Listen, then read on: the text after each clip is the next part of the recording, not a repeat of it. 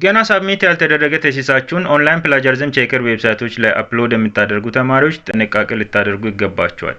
በእነዚህ 3 ምክንያቶች፣ አንደኛ ፎልስ ፖዚቲቭ ምላሽ ሊሰጧችሁ ይችላሉ። ይህ ማለት ወረቀታችሁ ምንም አይነት ፕላጃሪዝም አልተገኘበትም ወይም ትንሽ ፐርሰንት ነው የተገኘው ስላሉ እውነታው ያ ላይሆን ይችላል።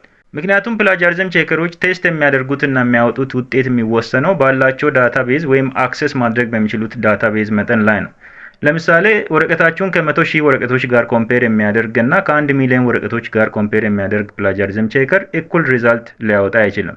ሁለተኛው ፎልስ ኔጌቲቭ ምላሽ ነው። እንደምታውቁት ፕላጃሪዝም ቼከሮች በሰው አይደለም የሚሰሩት ወይም ሰው አይደለም ማች የሚያደርጋቸው አልጎሪዝም ነው። ስለዚህ አንድ ፕላጃሪዝም ቼከር ያለው የአልጎሪዝም አቅምና ሌላው ያለው እኩል ላይሆን ይችላል። ስለዚህ ደካማ አልጎሪዝም ያለው ፕላጃሪዝም ቼከር ሮንግ የሆነ ምላሽ የመስጠት እድሉ በጣም ከፍተኛ ነው። ሶስተኛውና እጅግ አደገኛው ቴሲሳችሁ ሊሰረቅና ያለ ፈቃዳችሁ ፐብሊሽ ሊደረግ ይችላል።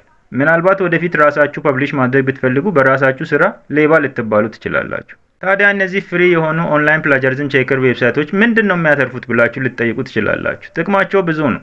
አንደኛው በዌብሳይቱ በኩል በሚያስተላልፉት ማስታወቂያ ገንዘብ ያገኛሉ። እንደምታውቁት የፕላጃሪዝም ጉዳይ ሴንሲቲቭ ኢሹ ስለሆነ ብዙ ትራፊክ ወይም ብዙ ሰው ወደ ዌብሳይታቸው ይወስድላቸዋል።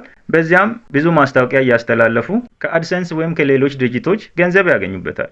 ሁለተኛ የተለያዩ ኢንፎርሜሽኖቻችሁን ለሌሎች ድርጅቶች አሳልፈው በመስጠት ወይም በመሸጥ ሊጠቀሙ ይችላሉ። ለምሳሌ ኢሜይሎቻችሁን ሊሆን ይችላል፣ ስልክ ቁጥሮቻችሁን ሊሆን ይችላል፣ ኦር ደግሞ ሌሎች ኢንተረስቶቻችሁን ለማርኬቲንግ ፐርፐዝ ለሌሎች አሳልፈው ሊሰጧችሁ ይችላሉ። ሌሎችም ቀጥተኛና ቀጥተኛ ያልሆኑ ጥቅሞችን ሊያገኙ ይችላሉ። ታዲያ ምን ይሻላል? ጠንካራና ሪፒውቴብል የሆኑ ፕላጃሪዝም ቼከሮችን ብቻ በመጠቀም ፕላጃሪዝም ቼክ ማድረግ ያስፈልጋል።